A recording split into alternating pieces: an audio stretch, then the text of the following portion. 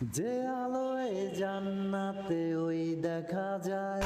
ওই আরবি সাহিত্যের ভিতরে পড়েছিলাম, সেখানে এক জমিদার বিবাহ করেছে, তারপরে তার নবপরিণীতা স্ত্রীকে নিয়ে খেতে বসেছে।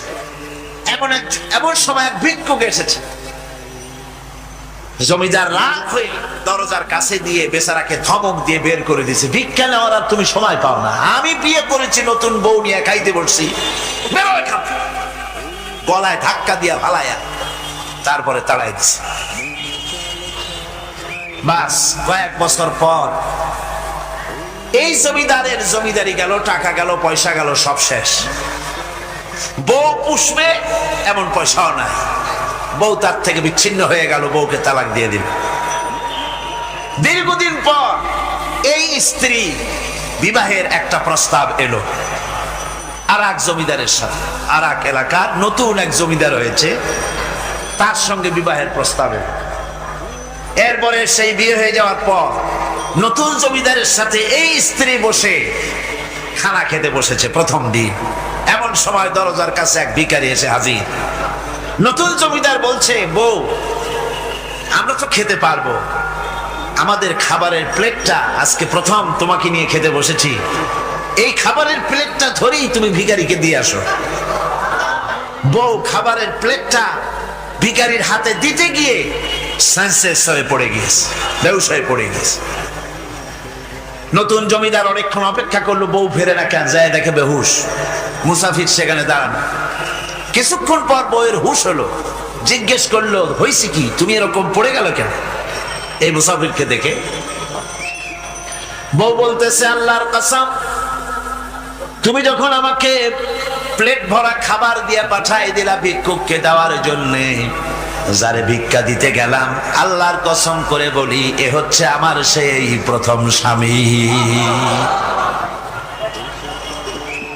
এবার ওই জমিদার বলতেছে, তুমি যেমন কসম করে বলতেছো এই হলো তোমার প্রথম স্বামী, আমিও আমার আল্লাহর নামে কসম করে বলি, আমিও সেই ভিখারি যেদিন তোমরা খেতে বসেছিলে আর আমি ভিক্ষা নিতে গিয়েছিলাম, আমাকে দরজা থেকে তাড়ায় দিয়েছিলে। সুতরাং বড়াই করো না, অর্থে টাকার বড়াই করো না, অহংকার করো না, স্বাস্থ্যের বড়াই করো না, স্বাস্থ্য ভালো, অহংকার করো না। আল্লাহ যদি ইচ্ছে করেন এক রাত্রের মধ্যে মাত্র আধা ঘন্টা 15 মিনিটের ভিতরে কয়েকবার পাতলা দাস্ত দিয়া জনমের মতো শেষ করে দিতে পারেন, পারেন কিনা? সুতরাং মানুষ ঈমান বিল্লাহ, আল্লাহর প্রতি ঈমান মানুষকে এভাবে বিনয়ী করে দেয়। কোন আলহামদুলিল্লাহ। অহংকার বলে কিচ্ছু থাকে না তার, সে আগে সালাম দেয়। ঈমান বিল্লাহ, যার মধ্যে ঈমান, আল্লাহর ঈমান ঢুকে যায়, তার আগে কেউ সালাম দিতে পারে না। রাসূলুল্লাহ বলেছেন, যে ব্যক্তি আগে সালাম দেয় সে অহংকার মুক্ত। জোরে বল সুবহানাল্লাহ। এখন তো সালাম শুধু পেতে চায়। দারোগা চিন্তা করে, পুলিশের আমারে সালাম দেবে, আমি ওরে সালাম দিতে যাবো কেন? ও প্রত্যেকদিন আমারে দেয় স্যালুট, আমি দেবো ওরে সালাম, একটা কথা। এসপি মনে করে ইন্সপেক্টর আমারে সালাম দিবে, আইজি মনে করে এসপি রা আমারে সালাম দিবে, প্রেসিডেন্ট মনে করে মন্ত্রীরা আমারে সালাম দিবে, হুজুররা মনে করে মুরিদরা আমারে আগে সালাম দিবে। না, এটা সুন্নাতের খেলাফ। রাসূলুল্লাহর আগে কেউ সালাম দিতে পারে নাই। জোরে কোন সুবহানাল্লাহ। আগে সালাম দাও।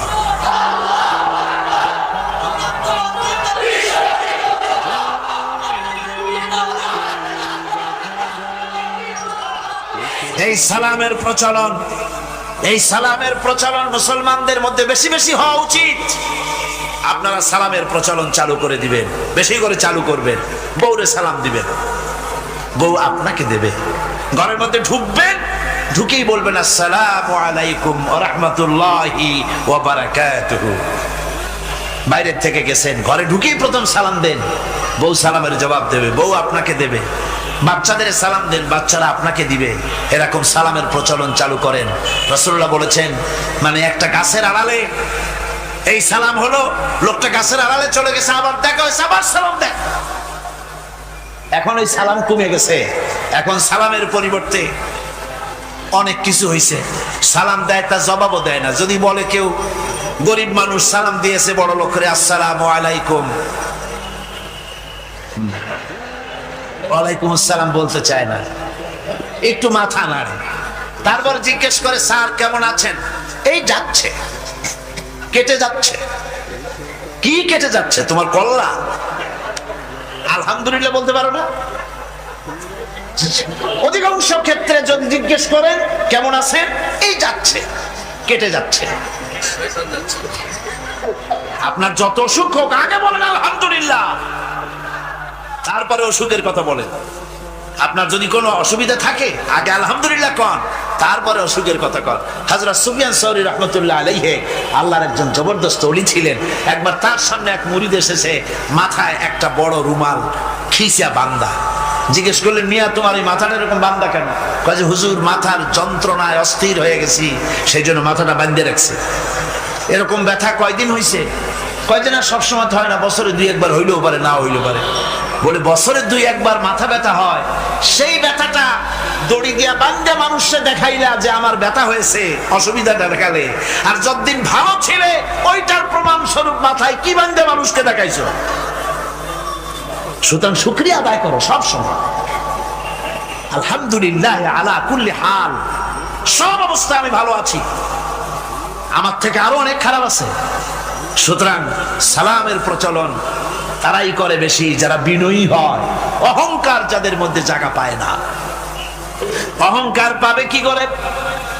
বান্দা কোরআন থেকে জেনেছে ওয়াল্লাহুল গানিয়্যু ওয়া আনতুমুল ফুকারা। আল্লাহ রাব্বুল আলামিন বলেন তোমরা হলে সবাই ফকির, তোমরা হলে সব মুখাপেক্ষী, আর একমাত্র আল্লাহ রাব্বুল আলামিন বেনিয়াস। আল্লাহই শুধু বেনিয়াস, আর সব কি মুখাপেক্ষী। কার কাছে? আল্লাহর কাছে। এই জন্য বিনয়ী হতে হবে। এই যে জমিনটা বাস করি, জমিনটা কার?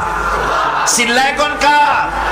লিল্লাহি মা ফিস সামাওয়াতি ওয়া মা ফিল আরদ।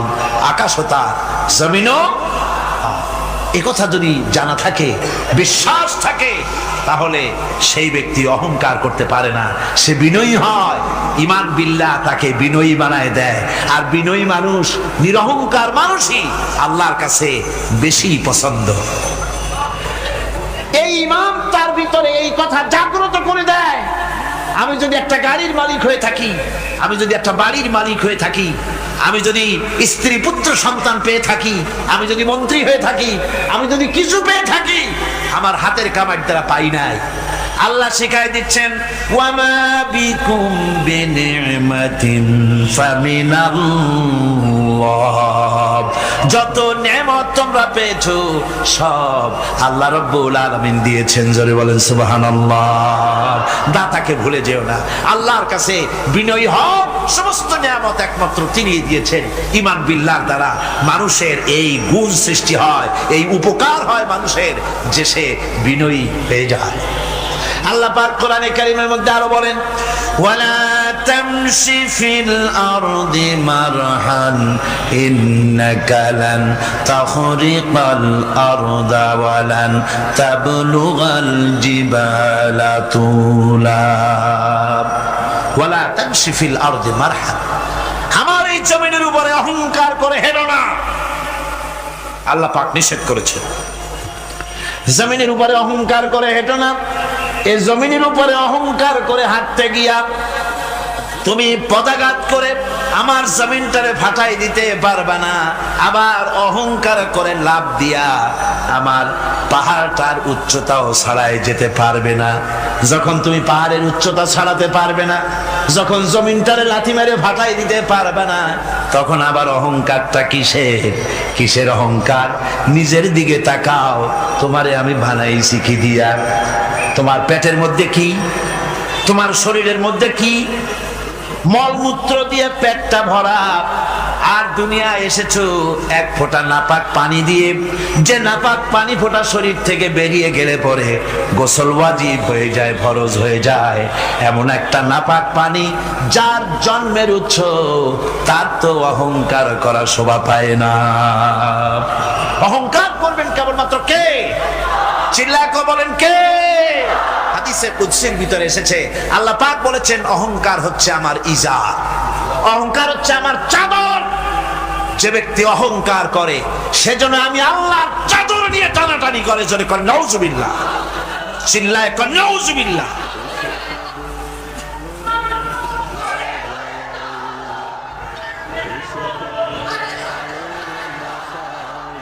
আমার বন্ধুগণ, আল্লাহ রাব্বুল আলামিন কোরআনে কারীমের মধ্যে বলেছেন, আমার সঠিক বান্দা যারা অহংকার তাদের মধ্যে থাকে না। ওয়া ইবাদুর রাহমানিল্লাযীনা ইয়ামশুনা আলাল আরদি হাওনা। রহমানের বান্দা যারা, আমি আল্লাহ পাকের গোলাম যারা, তারা জমিনের উপরে খুব বিনয়ের সাথে চলে। তাদের চলাফেরা দেখলেই বোঝা যায় লোকটা বিনয়ী, আল্লাহর বান্দা। সুবহানাল্লাহ ওয়া বিহামদিহি। কি বলেন? মানুষের চলাফেরা, চাহনি, ওঠা বসা, কথাবার্তা দেখলেই বোঝা যায় না লোকটা কি চরিত্রের? বোঝা যায়। এক পদের মানুষ আছে গম্ভীর হয়ে বসে থাকে, মনে হয় যেন নবাবজাদা নসরুল্লাহ খানের শালা। নামাজ নাই। কি হয়েছে? মাইক এমনি আজকে আমি নিজেও টের পাচ্ছি, আমি মাইকের আওয়াজ নিজেও পাচ্ছি না। মাইকটা ভালো করে দেন মাইকের অপারেটর, আর জোরে সোরে একটু জিকির করেন, লা ইলাহা ইল্লাল্লাহ, লা ইলাহা ইল্লাল্লাহ, লা ইলাহা।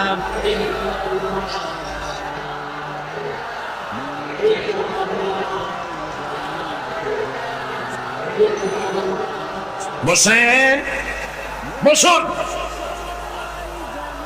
লা ইলাহা ইল্লাল্লাহ, লা ইলাহা, লা ইলাহা,